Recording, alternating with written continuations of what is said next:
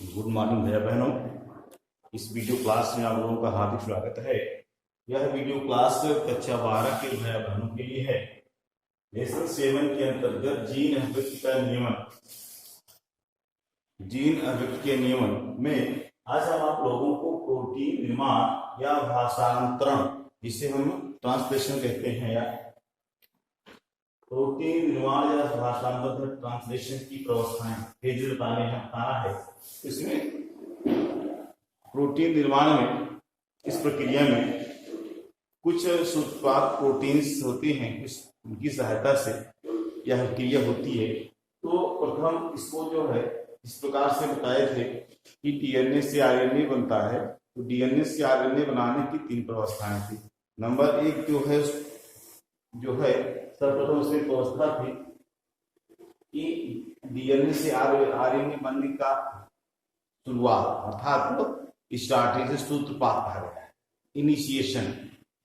दूसरा इलांगेशन और तीसरा टर्मिनेशन। उसी प्रकार यहाँ भी है, प्रोटीन बनने के लिए सूत्रपात का इनिशिएशन होगा, अर्थात प्रोटीन की शुरुआत होगी, फिर दीर्घीकरण होगा, जो पॉलीपेप्टाइड बनेगी इस पॉलीपेप्टाइड का दीर्घीकरण होगा, इलांगेशन होगा, और फिर उस पॉलीपेप्टाइड के अंत होगी, अर्थात टर्मिनेशन होगा। तो सबसे पहले यहाँ पर जो है प्रोटीन संश्लेषण का सूत्रपात, इनिशिएशन ऑफ प्रोटीन सिंथेसिस। तो प्रोटीन संश्लेषण का सूत्रपात, यहाँ पर बहुत सी प्रोटीन के साथ प्रोटीन के द्वारा इस प्रोटीन के निर्माण का जो है वो सूत्रपात होता है। कुछ सूत्रपात अर्थात इनसे प्रोटीन होती हैं जिनके द्वारा क्या कह सकते हैं, इनकी सहायता से इस प्रक्रिया की शुरुआत होती है। इस प्रक्रिया की शुरुआत जो है वह 3 चरणों में होती है, अर्थात प्रोटीन संश्लेषण का सूत्रपात, इनिशिएशन ऑफ प्रोटीन सिंथेसिस की प्रक्रिया को हम 3 भागों में बांटते हैं। पूर्व सूत्रपात सम्मिश्र, प्री इनिशिएशन कॉम्प्लेक्स का निर्माण, यहाँ हमने लिखा है कि प्री इनिशिएशन कॉम्प्लेक्स। दूसरा है सूत्रपात सम्मिश्र इनिशिएशन कॉम्प्लेक्स, यह जो है इनिशिएशन कॉम्प्लेक्स है। फिर सूत्रपात सम्मिश्र का कृष्णा, यह जो है यहाँ पर यह इनिशिएशन कॉम्प्लेक्स जो है वो आगे बढ़ रहा है, चल रहा है। तो यहाँ पर क्या होता है, पूर्व सूत्रपात सम्मिश्र में, पूर्व सूत्रपात सम्मिश्र में आप इसे जानते हैं कि प्रत्येक पॉलीपेप्टाइड का प्रथम एकलक अणु जो होता है वह मिथियोनीन होता है। जब कोडान से बताया गया था तो वहां बताया गया था मिथियोनीन ये स्टार्ट कोडान, तो मिथियोनीन होता है। मिथियोनीन नामक अमीनो अम्ल से ही जो है कोई भी पॉलीपेप्टाइड जो बनती है उसकी जो शुरुआत होती है वह मिथियोनीन नामक अमीनो अम्ल से होता है। अतः किसी भी नई पॉलीपेप्टाइड के निर्माण या संश्लेषण के लिए सबसे पहले मिथियोनीन, अर्थात जो मिथियोनीन का एंटीकोडान वाला आरएनए टीआरएनए होगा, जैसे यहाँ पे दिया गया है, यह मिथियोनीन के एंटीकोडान वाला टीआरएनए है। तो टीआरएनए के एंटीकोडान जो है वो यूएसी है। तो अब ये मिथियोनीन का जो है एंटीकोडान है, जबकि मिथियोनीन का कोडान क्या है, वह है एयूजी। तो यहां पर इस एयूजी का स्टार्ट कोडान का मिथियोनीन वाला जो स्टार्ट कोडान है, अर्थात एंटीकोडान टीआरएनए, यह टीआरएनए क्या करता है, इस टीआरएनए के अर्थात यूएसी एंटीकोडान वाले टीआरएनए के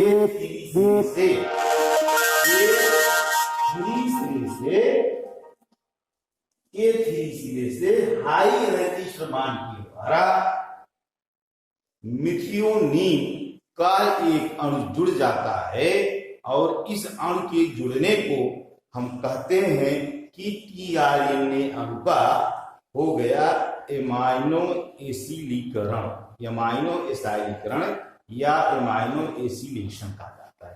तो इस प्रकार से अमीनो अम्ल का इस एंटीकोडान वाले टीआरएनए से अणुओं की जुड़ने को हम एमाइनो एसाइडीकरण या एमाइनो एसिडेशन कहते हैं। इस प्रकार से यह जो है यह एमाइनो एसिड इस टीआरएनए के धीरे धीरे से हाई एनर्जी बॉन्ड के द्वारा जुड़ जाता है। फिर यह जो है हमने पहले आपको बताया है कि राइबोसोम के दो भाग होते हैं, एक जो है स्मॉल यूनिट, एक लार्ज यूनिट। यहां पर जो है स्मॉल यूनिट में तीन स्थल है। एक स्थल ई है, एक पी है, एक ए है। पी जो है पेप्टाइडल स्थल है, ए जो है वह एमाइनो एसिड को बांधने के लिए एमाइनो एसिड स्थल है, और ई जो है उसका एग्जिट है। ई क्या है, वो एग्जिट है, अर्थात इससे जो है ये बाहर होता है। तो इस एमाइनो एसिड स्थल, पेप्टाइडल स्थल, ई स्थल, एग्जिट स्थल, तो यहां पर जो है यह एमाइनो एसिड टीआरएनए जीटीपी और प्रोटीन्स, सूत्रपात प्रोटीन्स की सहायता से इस राइबोसोम के स्मॉल यूनिट के पी स्थल से अर्थात पेप्टाइडल स्थल से जुड़ जाता है। इस जगह जुड़ जाता है तब इसे हम नाम देते हैं सूत्रपात सम्मिश्र। क्या बन गया, ये बन गया पूर्व सूत्रपात सम्मिश्र, प्री इनिशिएशन कॉम्प्लेक्स। तो ये प्री इनिशिएशन कॉम्प्लेक्स है। अब यह प्री इनिशिएशन कॉम्प्लेक्स जो है ये पूर्व सूत्रपात सम्मिश्र जो है यह एमआरएनए के 5 सिरे वाले एंड से उसकी जहां कैप होती है वहां से जुड़ जाता है। जुड़ करके यह आगे बढ़ता है। तो यहां इसके जुड़ने के लिए जीटीपी के एक अणु की सहायता से पूर्व सूत्रपात सम्मिश्र जो है वह एमआरएनए के 5 सिरे वाले जहां उसकी कैप होती है वहां से जुड़ जाता है। इस प्रकार बनी संरचना को सूत्रपात सम्मिश्र इनिशिएशन कॉम्प्लेक्स कहते हैं। जैसे कि एक एमआरएनए है, तो एमआरएनए पर किस प्रकार की प्रोटीन को बनाना है उसके लिए यहाँ पर जो है संकेत कोडान दिए। जैसे स्टार्ट कोडान है, ल्यूसीन है, ट्रिप्टोफैन है, वैलिन है, सेरीन है, एलेनिन है, फिर स्टार्ट कोडान है, और फिर इसकी टेल हो गई है कोडिंग। इस प्रकार से इसमें जो है कोडिंग हुई है। तो यहाँ पर एक इनिशिएशन कॉम्प्लेक्स बन गया। अब इनिशिएशन कॉम्प्लेक्स जो है ये सूत्रपात सम्मिश्र अर्थात ये सूत्रपात सम्मिश्र बन गया, पूरा ये तैयार हो गया। अब यह सूत्रपात सम्मिश्र जो है वह एमआरएनए पर आगे खिसकेगा। तो जैसे यहाँ हमने एक फिगर दिखाया है, यह इसके कैप से जो है कैप से आगे खिसकना शुरू करेगा, और कैप से जब आगे खिसकना आगे हो जाएगा तो इसका जहां स्टार्ट कोडान है, स्टार्ट कोडान, इसी स्टार्ट कोडान पर पहुंचता है। स्टार्ट कोडान पर जैसे ही पहुंचता है, देखिए यहाँ पे AUG हमने लिखा है, AUG का जस्ट एंटी कोडान आएगा UAC। जब यहां पर यह पहुंचता है, यहां पर पहुंचते ही राइबोसोम का बड़ा खंड छोटे अणु से आकर के जुड़ जाता है। ये लिखा है लार्ज राइबोसोमल सब यूनिट जो है वह स्मॉल सब यूनिट आकर के जुड़ जाती है। फिर जुड़ने के बाद इसे अर्थात जो 80S राइबोसोम था अब वो पूर्ण हो गया। क्यों? क्योंकि 60S और 40S से 60 के साथ करके जुड़ जाता है। अब एक राइबोसोम का पूर्ण निर्माण हो गया जिसे हम 80S नाम से जानते हैं। आगे यहां से फिर जो है वह प्रोटीन संश्लेषण की शुरुआत हो जाती है, अर्थात इसका जो है वो सम्मिश्र खिसकना का मतलब है प्रोटीन निर्माण की प्रक्रिया आगे बढ़ी। और इस प्रकार जो है यह एंटीकोडान अर्थात UAC वाला टीआरएनए जो है इस स्टार्ट कोडान की पहचान कर लेता है, और पहचान करके उसके साथ अपना कोडान के साथ जुड़ जाता है। इस प्रकार से यह जो प्रक्रिया होती है इसे हम नाम देंगे प्रोटीन संश्लेषण का सूत्रपात। अब जो सूत्रपात हो गया अर्थात प्रोटीन निर्माण की क्रिया शुरू हो गई। अब इसके बाद फिर आगे चलता है प्रोटीन संश्लेषण की श्रृंखला का निर्माण अर्थात प्रोटीन संश्लेषण की दीर्घीकरण या कहेंगे पॉलीपेप्टाइड या इलांगेशन ऑफ पॉलीपेप्टाइड चेन। तो हम लोग अब जो है आगे इसकी चर्चा करते हैं कि कैसे जो है अब इसकी आगे में जो है वो पॉलीपेप्टाइड का चेन का निर्माण होगा।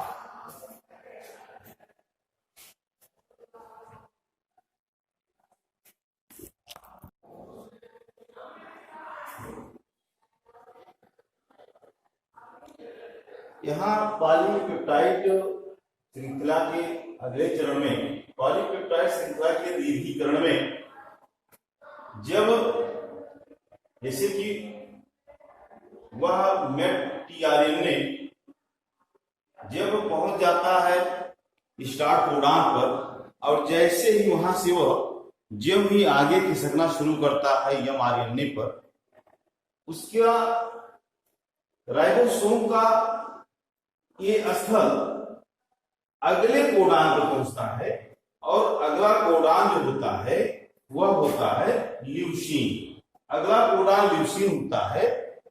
इसके अनुरूप अर्थात इसके संपूरक टीआरएनए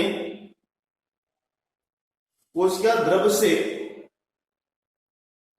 अमीनो अम्लों को बांध करके आता है ले आता है और इसके राइबोसोम के ए स्थल से जुड़ जाता है। ए स्थल से जुड़ जाता है जैसे कि यहाँ इस चित्र में दिखाया गया है। सबके कोडान यहाँ पर दिखाए गए हैं ल्यूसीन, ट्रिप्टोफैन, वालिन, सेरीन, एलेनिन, स्टार्टोना। तो यहाँ पर जो है पहुंचता है वो ये 5 सिरा है और इसका एमआरएनए है ये एमआरएनए और यह स्मॉल यूनिट है या लार्ज यूनिट है 5-3 यहां पर पहुंचता है और यहां पर जैसे पहुंचता है जैसे पहले बताया गया एक एक अमीनो अम्ल जो है वह हाई एनर्जी बांड के द्वारा टीआरएनए से जुड़ करके एमाइनो एसिड आरएनए का हो जाता है टीआरएनए का और वहां से ये जब इसमें आकर के इसके ये साइट पर अर्थात एमाइनो एसिड साइट पर जुड़ता है। जुड़ने के बाद इसका पहले वाला अर्थात स्टार्ट कोडान का मेट टीआरएनए से अर्थात मेट से मिथियोनीन अमीनो अम्ल के सी छोर से ल्यूसीन के यल छोर जो है वह पेप्टाइड बांड के द्वारा जुड़ जाता है। यहां पर इस चित्र में यहां पे दिखाया गया है यहां पर ल्यूसीन एमाइनो अम्ल जो है वह मिथियोनीन के ल्यूसीन का यल छोर मिथियोनीन के सी छोर से जुड़ जाता है और यहां पर जुड़ने पर जो है जैसे इसके साथ जुड़ता है इसकी संरचना में परिवर्तन होता है राइबोसोम के। अब अगले चरण में यह जो है पुनः ये कोडान इस पर एमआरएनए पर राइबोसोम आगे खिसकता है जैसे क्या क्लियरली यहां दर्शाया गया है। ये कोडान आगे खिसकता है। जब ये कोडान आगे खिसकेगा तो राइबोसोम का ई स्थल स्टार्ट कोडान पर पहुंच जाता है जिस पर जो है मिथियोनीन वाला टीआरएनए पहुंचता है यहां पर और दूसरे स्थल पर जो इसका पी स्थल था वहां पर जो पेप्टाइड चेन बन रही है ल्यूसीन मिथियोनीन पहुंच जाती है और यह ये कोडान आई किसका हो जाता है अर्थात तो पी स्थल जो है वह अगले कोडान ट्रिप्टोफैन अमीनो अम्ल के कोडान पहुंचता है। तो जब यह अमीनो कोडान पहुंचता है तो इस ट्रिप्टोफैन के संपूरक एंटीकोडॉन वाला टीआरएनए ट्रिप्टोफैन अमीनो अम्ल के साथ जो कि पहले से बना हुआ है और यहां पर पहुंचता है इसके साथ, फिर इस प्रकार क्रमशः यह आगे बढ़ता है। जो ही आगे बढ़ता है यह इसका जो है वह यह पोर्शन अर्थात 2 जो है वह 3 पे आता है और यहाँ पर 2 भी खाली हो जाता है, 1 भी खाली हो जाता है और इस तरीके से अगले पॉइंट पे जो है मेट के साथ ल्यू के साथ ट्रिप्टोफैन यहाँ इस ए स्थल पर बना हुआ दिखाई पड़ता। आगे जो है जब ऐसे आगे बढ़ता है पुनः जो है यहाँ 3 नंबर 2 नंबर का जाता है अर्थात ए स्थल खाली हो जाता है, दूसरे अर्थात पी स्थल पर ट्रिप्टोफैन आ जाता है और ल्यूसीन वाला ई स्थल पे आ जाता है और मेट वाला टीआरएनए जो है वह राइबोसोम से बाहर हो जाता है अर्थात साइटोसॉल में आ जाता है। इस प्रकार से क्रमशः यह आगे बढ़ता हुआ चलता है और देखा जाए स्टार्टिंग कोडॉन अर्थात मेट टीआरएनए का जुड़ने का स्थल जो है वो पी स्थल होता है, लेकिन इसके आगे के जितने अमाइनो एसिड टीआरएनए आते हैं वह पी स्थल से न जुड़ करके हमेशा ए स्थल से जुड़ते हैं और इस प्रकार से क्रमशः यह राइबोसोम की दोनों यूनिट एमआरएनए पर आगे बढ़ती हुई चलती है और आने वाला इस एमआरएनए के कोडॉन के संपूरक एंटीकोडॉन वाले टीआरएनए अमीनो अम्ल को साइटोसॉल से अपने से जोड़ते हुए लेके आते हैं, ए स्थल पर पहुंचते रहते हैं, पी स्थल से ए स्थल पर जुड़ करके पुनः जो है ए स्थल से पी स्थल पर और फिर पी स्थल से खाली हुआ टीआरएनए ई स्थल पर आता है। तो यहाँ पर जो ई स्थल होता है यह एग्जिट होता है। क्या होता है? यह एग्जिट होता है। ए स्थल जो है अमीनो एसिड स्थल होता है और पी स्थल जो होता है पेप्टाइडल स्थल होता है। तो क्रमशः जैसे जैसे ये ई स्थल पर टीआरएनए आते हैं वह धीरे धीरे बाहर निकलते जाते हैं और यह राइबोसोमल यूनिट जो है एमआरएनए पर क्रमशः कोडॉन पर आगे बढ़ती हुई चला जाती है। यहाँ पर देखिए दिखाया गया है कि यहाँ पर टीआरएनए मेट वाला ईएसी, फिर ये जो है वो ल्यूसीन का एंटीकोडॉन वाला टीआरएनए और यह जो है वो ट्रिप्टोफैन का एंटीकोडॉन वाला टीआरएनए, ये वालिन का टीआरएनए क्रमशः जो है यहाँ देखिए 1 2 3 4 दिखाए गए हैं। 5 जो है यहाँ पर है जो कि सेरीन का होगा और एलेनिन का ये यहाँ पर लगा हुआ है। इस प्रकार से क्रमशः जो है एक एक करके बाहर निकलते चलते हैं। साइटोसॉल से टीआरएनए के स्थल पर आते जाते हैं जुड़ करके, और यहाँ चीज बताना बार बार आएगा कि आगे आने वाला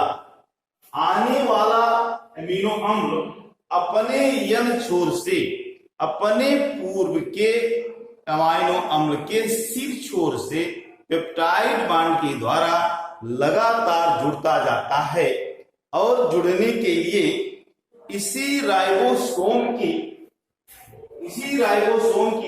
लार्ज राइबोसोम की सब यूनिट होती है 28S से राइबोजाइम नामक एक एंजाइम निकलता है। राइबोजाइम